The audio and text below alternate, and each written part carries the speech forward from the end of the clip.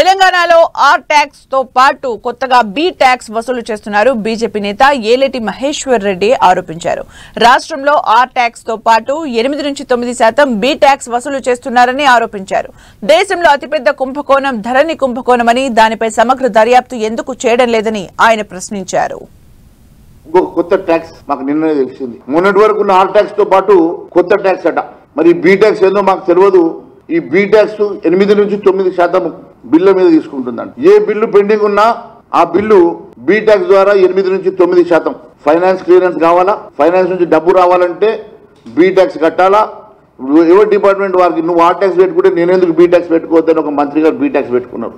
ఆ B tax 8 నుంచి 9% తీసుకొని కాంట్రాక్టర్ దగ్గర విచ్చలవిడిగా 8 నుంచి 9% వసూలు చేసేటువంటి మంత్రి గారు. ఇప్పుడు ముఖ్యమంత్రి గారికి ఎంత కంట్రోల్ ఉన్నదో వాళ్ళ మంత్రుల మీద దీన్ని బట్టి అర్థమవుతున్నది. భారతదేశంలో అతిపెద్ద కుంభకోణంగా భావించి మీరు ముఖ్యమంత్రి అయిన వెంటనే దీని మీద సమగ్ర దర్యాప్తు చేయిస్తారని చెప్పినటువంటి మీరు ఎందుకు దీని మీద ఇప్పటి వరకు మరి సిబిఐ ఎంక్వైరీ కానీ లేకుంటే విజిలెన్స్ కానీ జ్యుడిషియల్ ఎంక్వైరీ కానీ చేయించకపోవడానికి కారణం ఏంటి అని చెప్పి నేను ప్రశ్నిస్తా ఉన్నాను. 2014 తెలంగాణ రాష్ట్రం ఏర్పడ్డప్పుడు 24 లక్షల అసైన్ భూములు మరి ఇప్పుడు కేవలం 5-6 లక్షలకే మారిన దాని వెనుక